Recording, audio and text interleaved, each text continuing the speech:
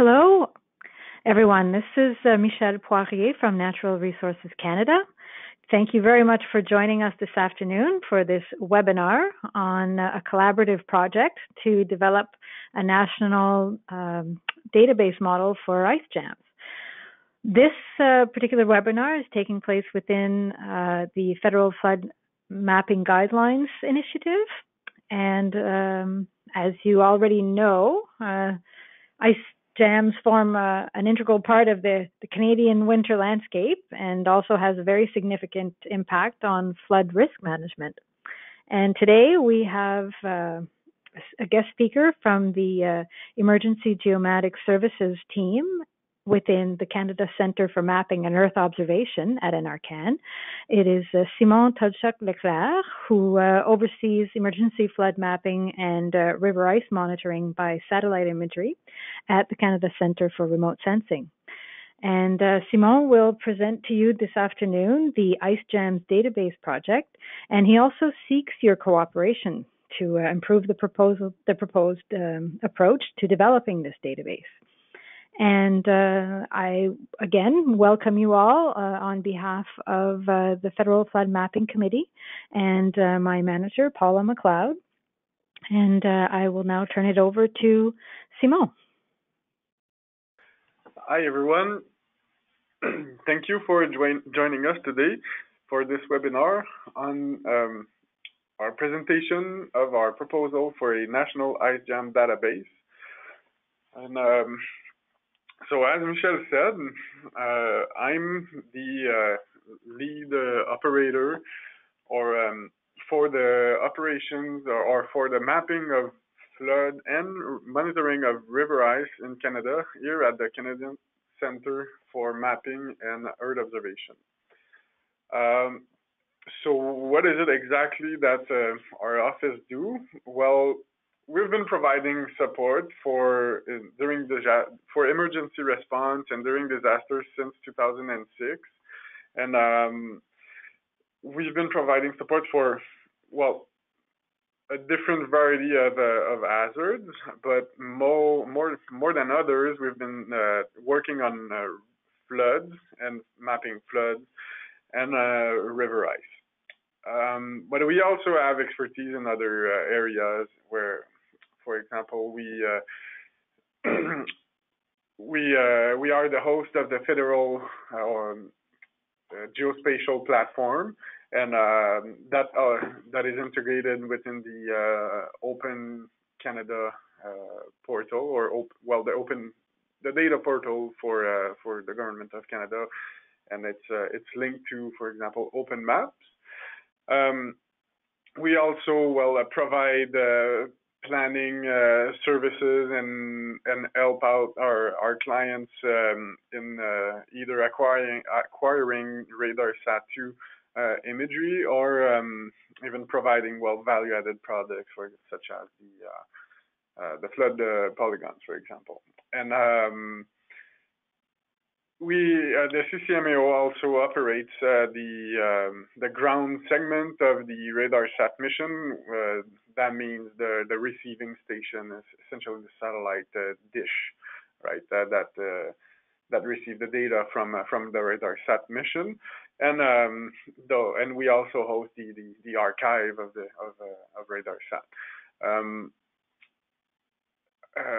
CCMEO, provide some other other services such as access to the National Photo Library, but also we have advanced geoanalytics capabilities that could be leveraged in case of different emergencies, such as, for example, wildfires.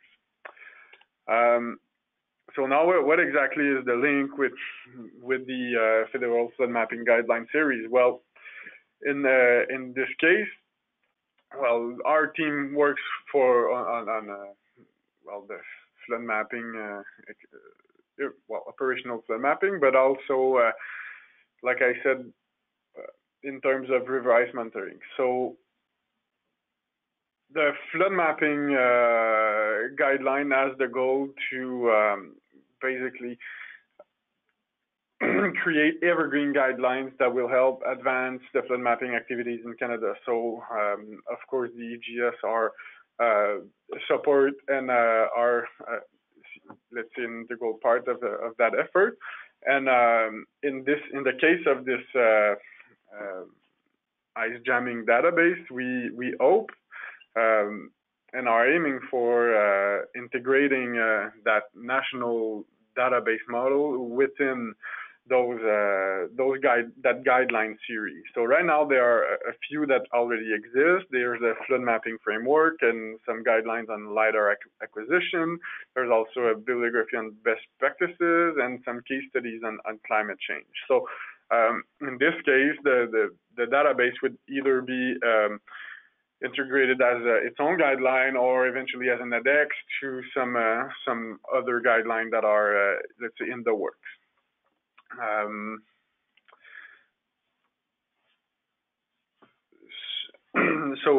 Just, I'm pretty sure much of you are already aware of the risk that river ice poses to Canadian infrastructures and communities, but just in case, I'll still talk you a bit on why we're doing this and why ice jam are a problem that is worth our attention. So, through studies conducted by Barilla and all, we know that ice jam related flood hazards are a concern throughout most of Canada based on its northern geography, and also based on the fact that most of our, or a lot of our communities are built close to rivers that are prone to ice jamming. And so if you look, for example, at our picture here on over Moose River, you see the community that has been built right on the banks, and that is one of EGS's river ice monitoring product from a methodology that was developed here at CCRS, the Canadian Centre for Remote Sensing. And some other example of ice jamming that in Quebec, for example, last year there was a flood basically in downtown Quebec, and due to an ice jam. So they do have an impact, and at the times where that are most, let's say, random. So and as typically, right, the ice jam, they occur, or like the peak in activity of ice jamming would occur during in the spring breakup time, but they also can happen when the ice sets up, or even when there are thawing events during the winter. So being able to predict those events would be of great use to public safety. Also, we've known, or it is now known, that the temperatures, due to climate change, it has an impact on the different rivers in Canada, and it's not an homogeneous impact on all of Canada, and to be able to better assess what are the impacts on climate change, what are the impact of climate change on the different ice-covered rivers in Canada, it would be useful to have a database that would be integrated for the whole country. So why is it exactly, or where does this idea come from? Well, it all came because of a new project that was started in 2016 that is called DAVE. DAVE stands for Dispositif d'alerte et de vigilance pour les embarques de glace, which means it's a monitoring and alert system for ice jams. The goal of that project is to develop an ice jam risk assessment and prediction system to support emergency response. In this case, the project is scoped through the Quebec province, and that is for two reasons. The first one is the Quebec province had a historical ice jam database in place that had roughly 900 observations in it, so that would enable us to do some science to better understand the ice jamming events and link them to some other climatic parameters. And also, there are some other new predictive data sets that I'll present a little bit later that are also available for the St. Lawrence watershed. So that whole project is really a collaborative effort between several partners. The first one being the NRCan, which does really most of the work in the project. Both Quebec Public Safety and Public Safety Canada, which are very interested in the results of the project, and NRCan Canada, who provides important data sets in our archives to the project. The whole NRCan is the departmental lead for it, and we basically accompany everybody in the realization of that project that is funded by Defense Research and Development Canada through the CSSP, or Canadian Safety and Security Program. So thanks to them for making this available and possible. So without waiting further, I'll present you a bit what DAVE is about and how we think we can achieve the expected results. So our starting point is that 900 historical observation of river ice jam that were made in Quebec. They date back all the way to 1985, and so by using that historical data set, we're now able to segment and assess the river ice jamming risk for the different rivers that are found within our area of study, which are rivers that flow into the St. Lawrence River. So what is it exactly that we're looking at? Well, is there a bend? Is there a constriction in the river channel? Are there piles from bridges? These are all like morphological characteristics that can lead to ice jamming, and or that are factors that can increase the risk of an ice jam. So that creates a new data layer that is an ice jamming predisposition layer, essentially, and that, when integrated with the other data sources, could help us predict the ice jamming. So the second part is, how could we exactly know what are those hydrometeorological patterns that trigger the breakup that can lead to an ice jam? So, we have the access to the normal meteorological data archive from NRCan Canada, but the new thing, let's say, is that we now also have access to a flow, or to the forecasted flow of the rivers that flow into the St. Lawrence. So basically, since 2016, those data sets have been modeled, and they are also available within a 72-hour window. So that opens the door to the forecasting aspect of the project. And then the last part,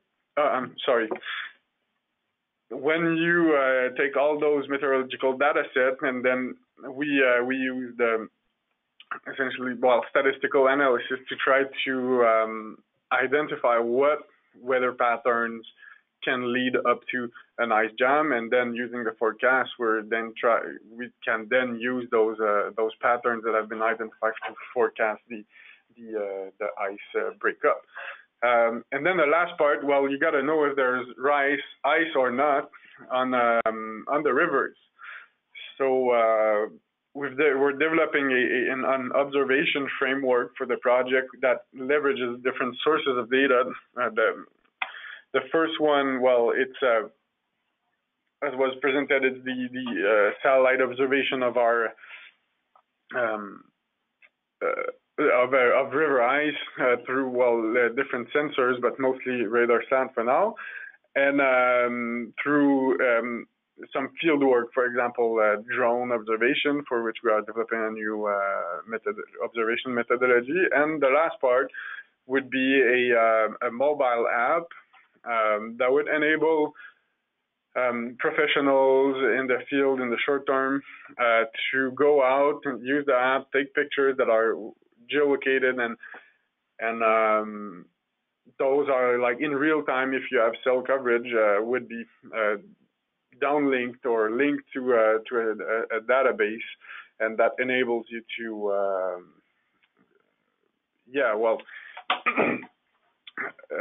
to know what's going on in the field and what the riverized state is in. So when you integrate all of that, you create essentially indicators based on the different observations and models, and you can then create that Dave monitoring and alert system, which will then output those alerts in a map or online map format for the different public safety professionals. So essentially, that's how the system works, and it's quite innovative because I would be one of the first ones that would be able to forecast within a 72-hour window a possible ice jamming event. Now, why is it that we're talking today about a national ice jam database? Well, like I said, right now the scope of the project is only the province of Quebec, but in order to be able to expand the DAVE system, which is our goal, or make it possible at least to expand the DAVE system to other provinces if there was a need for it, well, you would need to be able to calibrate the models that have been developed within the DAVE system to other regions and other rivers. But to do that, you need those historical observations of the ice jam events. Right now, there are no real standards in terms of methods to collect and observe the river ice, and much less the river ice jams. And we think that creating a national standard, or at least a proposition for a standard, would help data gathering and interoperability of the different ice jams database, and it would then enable the expansion of the system to other regions. But that is one goal, but also it would also improve the analytical capabilities and would support research in other fields and that are not necessarily that are not the DAVE project, but that could really be useful by, for example, just providing a unique data access point to all the data that was collected on ice jam in Canada. So what is really our visions for this? Well, one thing that I want to point out first is that we don't want to create one national ice jam database that would supersede the regional ones. We're really thinking the other way around. We think that by creating a model or common model that ideally would be adopted in part or in whole by our partners and people that are willing to collaborate, we think that it would help us essentially either link all these data sets through an spatial data infrastructure or through a unified database or layer in an open data portal. So having that would enable us to address, specific national scale knowledge gaps, and it would help us provide national scale data ice jam availability, and in the end, if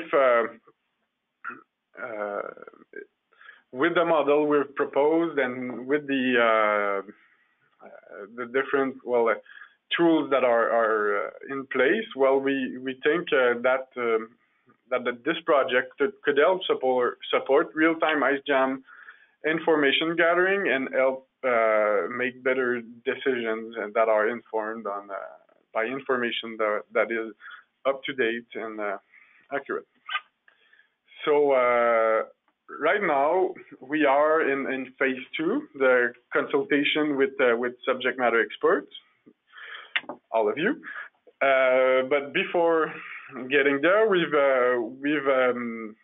developed a model based on the DAVE project requirements, but also on other existing IceJam and flood databases. So we've reviewed all the data, the IceJam databases and ice databases we've managed to get our hands on, and we've tried to pick the best out of all of those and define what would be the common ground between all of the databases that we've identified, and we've developed a proposition with those. So we'll quickly go over what we found, what the proposition is, and then we'll move on what this consultation is about. So one of the first one we found was the Canadian Disaster Database. So that database, it tracks significant disaster events in Canada, but it's not unique to IceJam. It really applies to all disasters, and right now there are only 83 IceJam events that are within logged within the system. And we think, that it could be improved, and that it could use some more information on those events that are logged in there that could be useful for researchers and folks that want to study IceJams. Second database that had a big impact on our work, of course, was the Quebec public safety IceJam database, and so that enabled the creation of the project. It records IceJam events dating back to 1985, and it's, like I said, being used to calibrate our models, and but it's only really adapted to the Quebec rivers reality, and one of our goal here with the proposal of a national IceJam database system would be to help expand the analysis capabilities and being able to calibrate the DAVE models or the outputs from DAVE to other regions. And another database that we've consulted and that we've drawn ideas out of is the CREL IceJam database, the CREL standing for the Cold Region Research and Engineering Laboratory. That's by far the biggest database that exists in Canada with 22,000, not in Canada, but in North America, with over 22,000 records. And one of the interesting part of that database too is that it can be used in real time to take, to gather information on IceJams through some fields, for example, severity and the impact of the different database events that have been logged. So drawing from that pool of knowledge, plus some other from a database that we found, particularly, for example, New Brunswick and others, we've come up with a first proposal that we've then presented to the members of the board of the Committee on River Ice Processes and the Environment, or CRIPE, that have provided some insights and some good feedback on what we should change and improve. And we've then did another period of review internal, this time with some scientists here at NRCan. So right now we're in our third task, where we are asking your opinion on the database and what you think of not only the the data itself or the model itself, but also the whole project and our vision for this. So I'll start. The database, the way we've decided to present it to you today is we've tried to we've tried to group the parameters within special, within blocks of our teams, let's say within the data set. So for that first block is the general block, or meaning the typical information you would find in a database. For example, primary keys and information on who reported the observation, date, time, and some blobs of for example, data blobs like the photos or the files or supplementary info, like for example the river ice mapping products that could be linked interactively in a field database. Now that's the second team would be the location. So we envision that model to be geospatial. So of course you would have a latitude and longitude of observation. It would be point form. We would then log some other information relating to the location, for example, the river or stream name, the municipality, the province.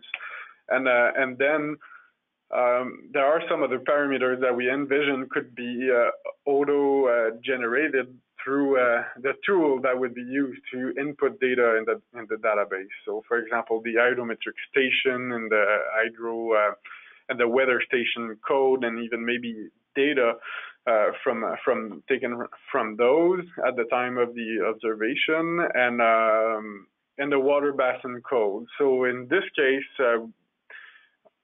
we think the National Hydrographic Network codes would be ideal for this task, because it covers all of Canada, and it also is it's quite it's precise enough for the task at hand. So then we would move on to physical characteristics of that have been observed by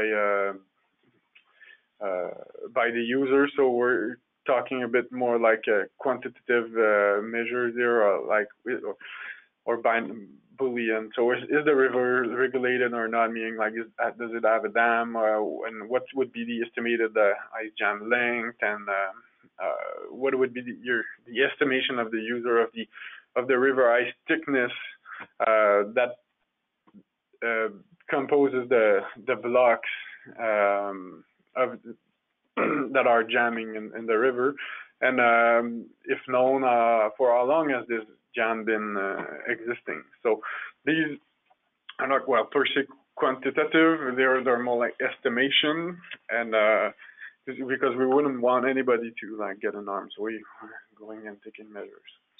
That the second set would be more descriptive characteristic of the ice jam. So we're thinking about like the jam type. Is it a jam that has happened during the freeze up, or is it a midwinter breakup, or at the end of the season during the summer? The spring breakup. Some other information that could be of use is what is the condition of the river at the moment, or the ice jam at the moment of the observation. So is the water level stable? Is it rising, or is it flooding, or is it receding? So that would help inform taking decisions if you can have access to that in real time, for example. And then there's a severity of it. So in this case, we propose a severity ranking that was proposed by Schroeder, and then so I'll circle around to the severity parameter in the next few slides. But once you've kind of define what severity the ice jam event has. Well, it would be a free field. People would be able to describe the impact of the ice jam and what actually is happening, and ideally also identify the cause of the jamming.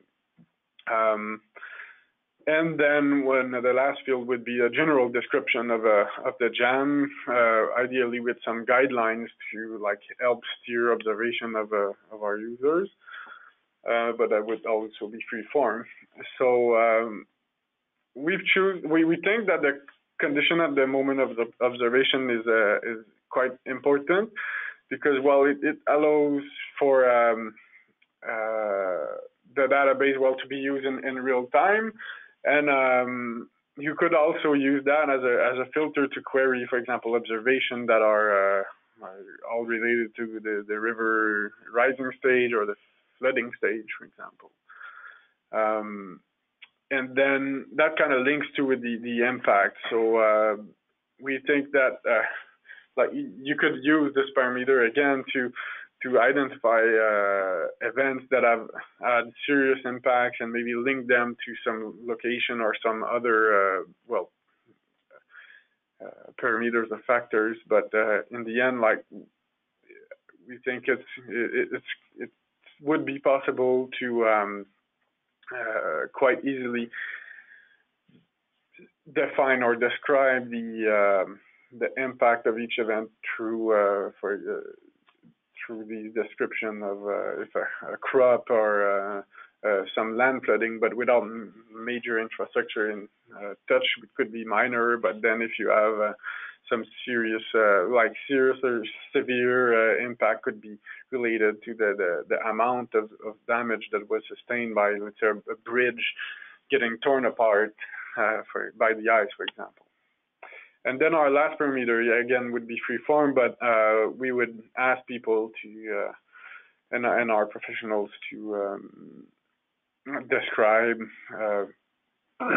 if the ice jam event, when did it happen, or why do they think that happened, or what was the setting or the weather that led up to that. And it would also could also be used to link to videos and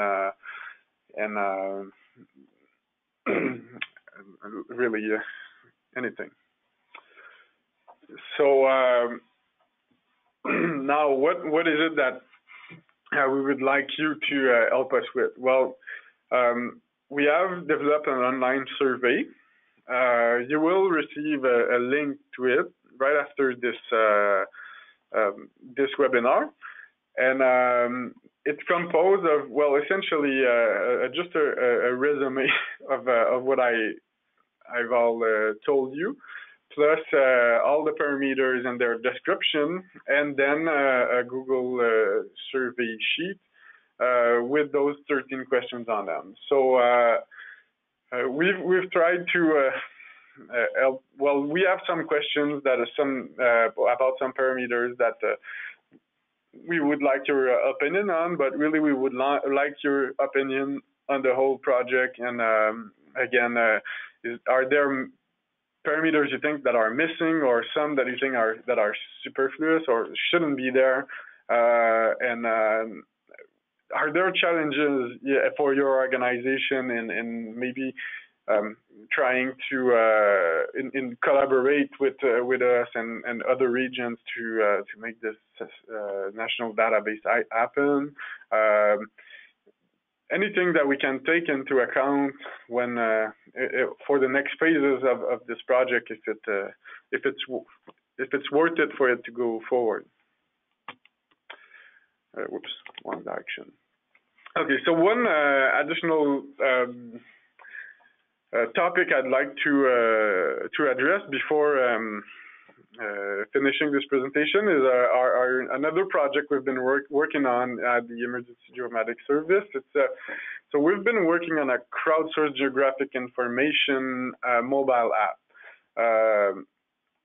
So in a nutshell, the app is based on Survey 123 technology from Esri, and but with some tweaks to it to adapt it to the Emergency Geomatics Service reality. And so, for example, we have a notification feature that enables us to request or encourage our users to, for example, go out in the field and take pictures and get survey entries when there's a satellite, for example, that flies over their head or orbits over their head. And so the app would be able to integrate or interface with the National IceGen database, and the app really works in real time. So if you have cell coverage and you take a picture and you upload it, but it would appear right away, right after you hit the submit button, but it also works in offline mode if there's no cell coverage, and you can just take all your observations. They're stored in the phone, and then they can all be uploaded when you have Wi-Fi coverage, for example. The goal again here is not to push the app. It's just a tool that is available to anybody that wants it. But again, we think that the best way to go would be for us to integrate the database that are already existing, and so that the route from the user to the national database would go through the regional systems first.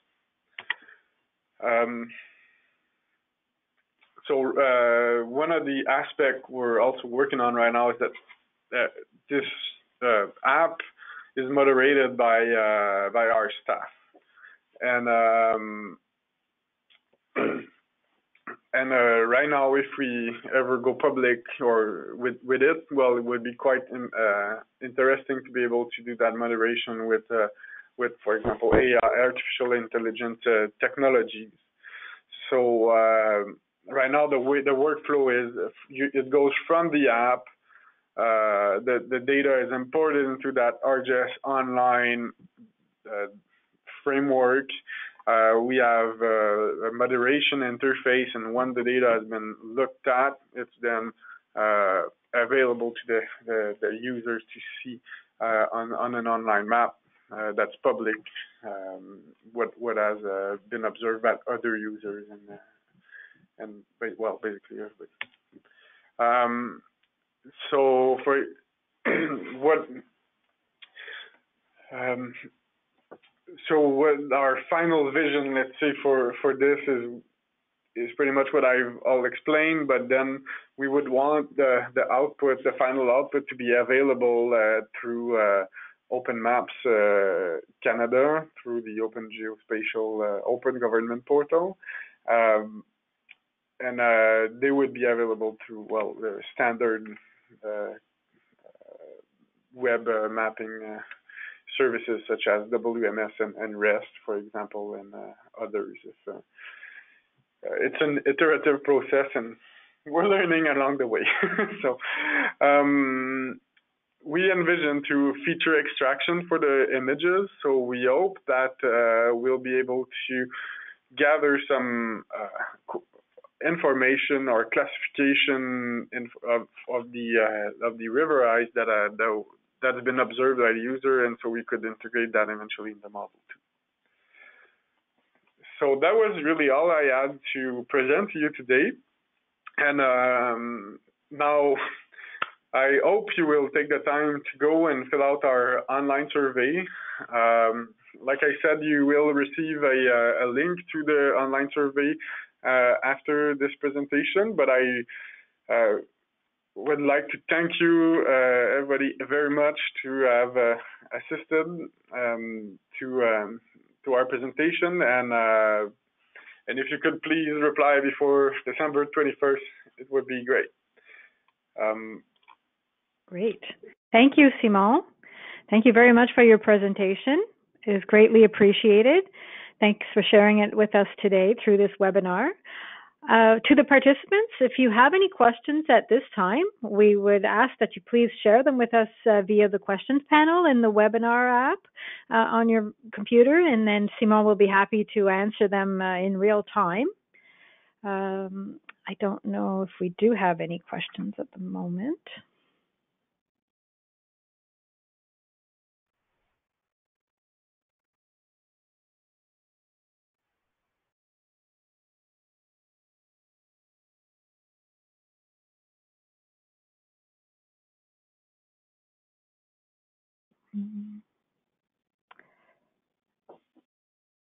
I'm seeing that there might be a question. Okay.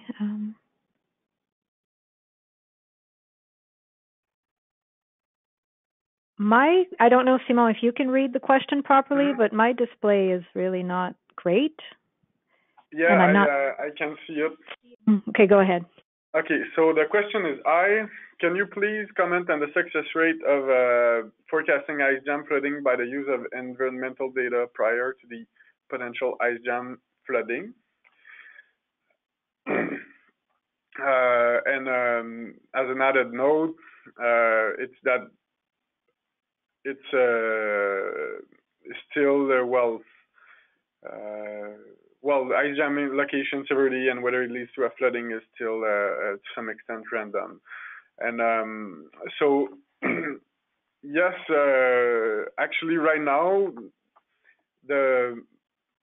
that part of the DAVE project is being worked on by the NRCan. We are currently developing the models, and there are no data yet that are available for me to be able to answer you, unfortunately. However, I expect those results in January. If you want me to get back to you with them at that point, I'll be glad to do it. Just maybe when you enter our survey, you could just mention that you asked that question, and I'll be glad to follow up with you on that one. But so far, although I what I know is that the success rate seems to be acceptable, although not what would I say that? Well, it's still under development, and we expect some good results, but the work is not done yet.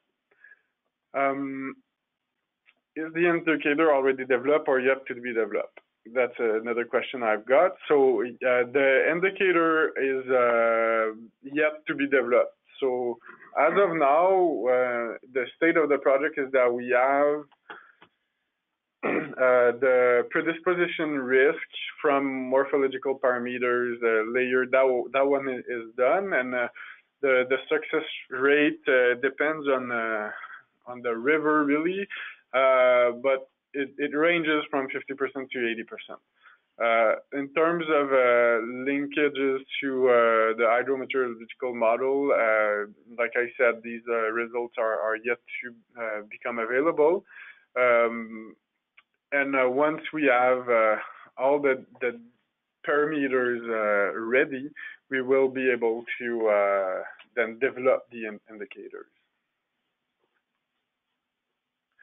Another question, am I collecting information for the database or just developing? How can we contribute ice jam information? So at this point, we're collecting information on what the database parameters should be, and if you want to contribute, we're really happy, and we will definitively could definitively engage with you and figure out a way to eventually be able to link your databases with ours. I believe that it's going to have to be some sort of a two-way direction or a two-way communication effort, because the database itself or the model will have to be kind of agreed upon, and then everybody ideally would kind of tweak their databases if need be. or could just accept it as is, so that we can then integrate everything within one framework. Are there any information on the volume of ice prior to the snow melt, or snow melt determined, or an entry?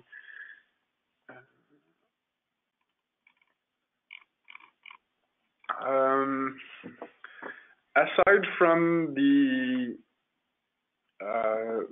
ice thickness per meter, I don't think there are any other information.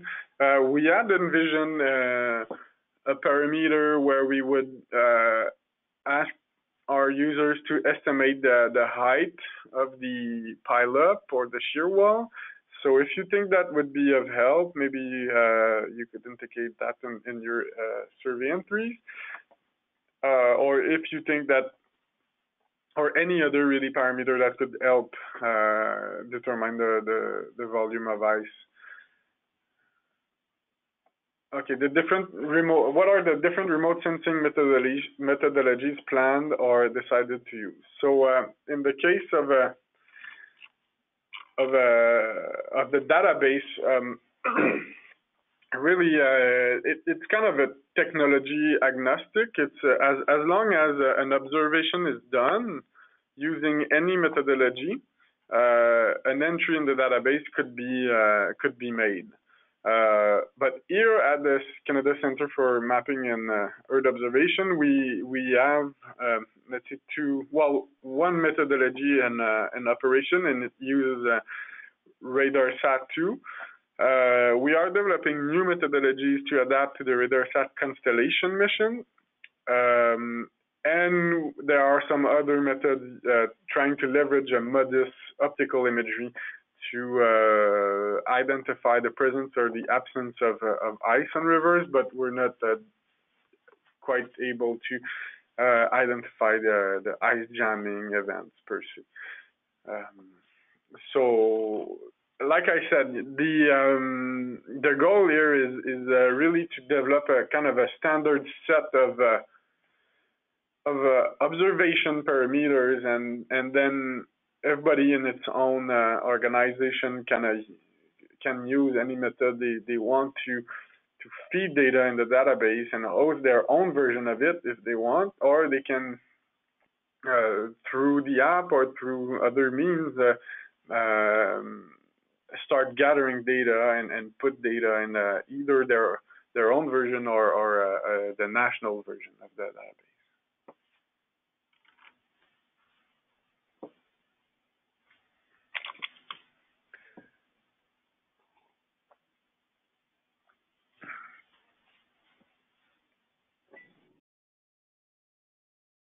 Are those the questions then, Simon? There's one last. No. Is Frazel ice jam a parameter? At this point, it's not really taken into account in our choices. We will consider that before putting out the last model. Okay.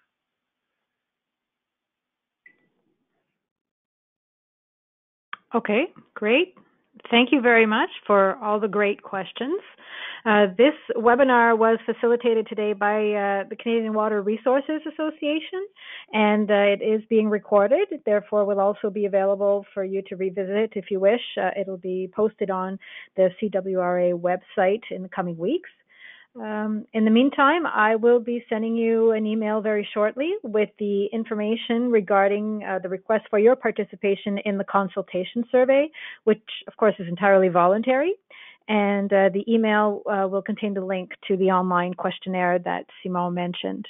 And I'll include Simon in CC on that email. So if you wish to reply to him with any questions or requests for further information, please feel free to do so. But unless I see any more questions, which I don't, I believe we will end it here. And I wish you all a great afternoon. Thank you, everyone.